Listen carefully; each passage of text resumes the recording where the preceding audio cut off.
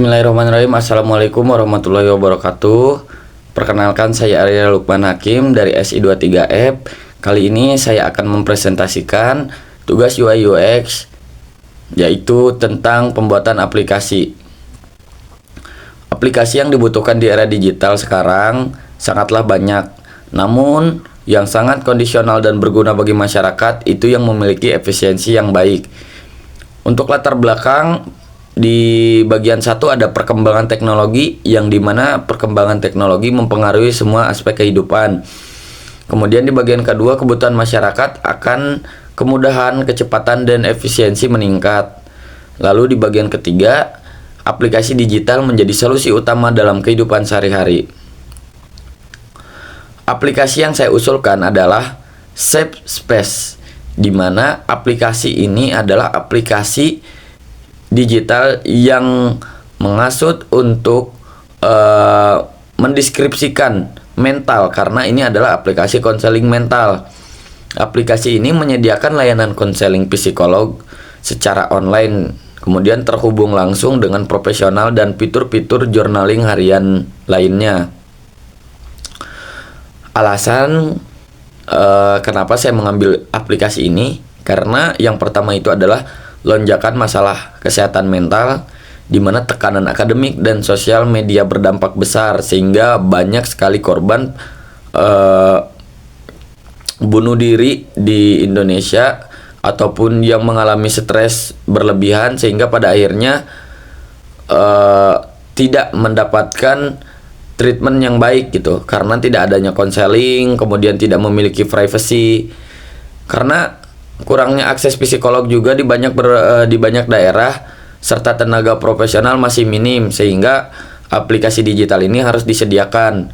Kemudian privacy dan fleksibilitas, banyak orang yang malu atau tidak punya waktu datang langsung. Nah, ini membuat sebuah kerancuan. Maraknya kasus namun tidak adanya proses untuk pemulihan, sehingga pada akhirnya terjadi pembengkakan pada stres mental, lonjakan masalah kesehatan mental tersebut.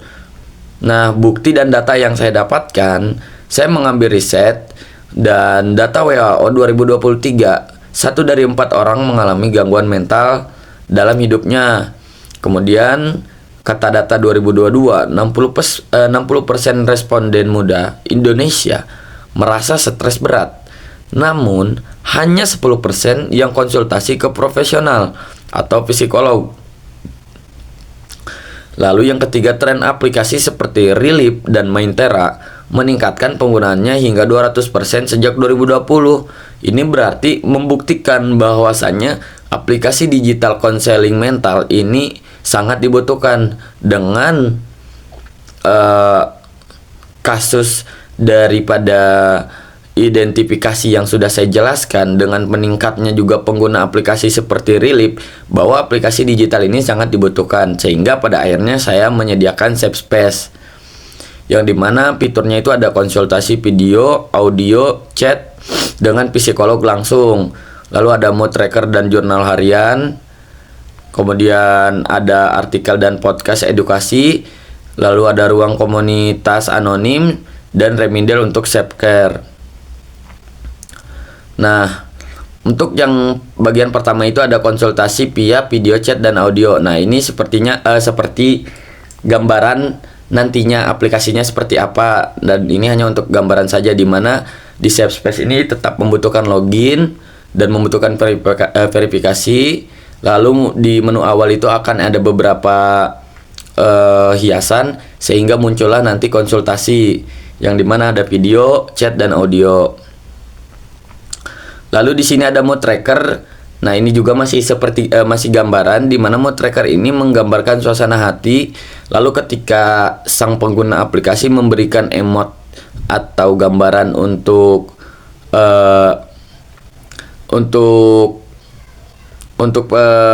perasaan atau suasana hati hari ini, misalkan nanti akan ada respon balik dari aplikasi. Semisalkan dia sedih, nanti akan memiliki jurnal harian atau motivasi yang membuat perasaannya akan menjadi lebih baik.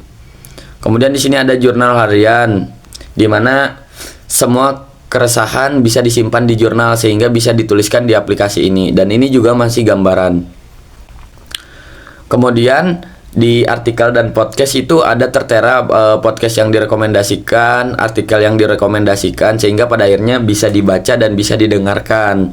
Nah, untuk podcastnya ini tetap berasal dari profesional-profesional psikolog yang sudah memiliki jam terbang yang cukup.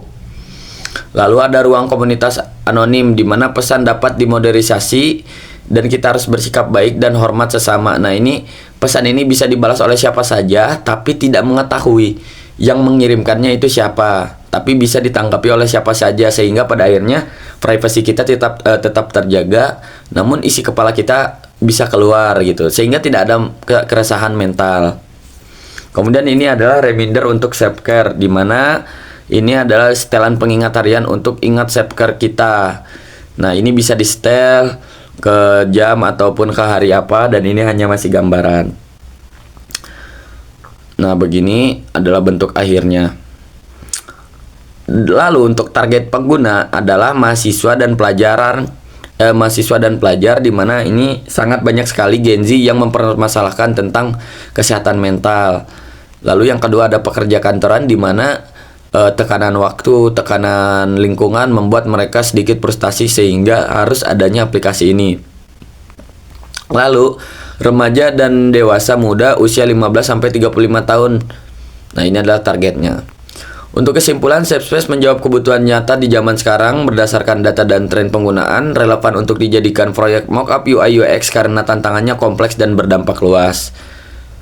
Langkah lanjutan adalah proses brainstorming UI UX, membuat user pengguna dan user flow, desain wireframe, dan mockup aplikasi SafeSpace. Mungkin hanya itu yang bisa saya sampaikan. Terima kasih. Wassalamualaikum warahmatullahi wabarakatuh. Saya Ariel Lukman Hakim, pamit undur diri.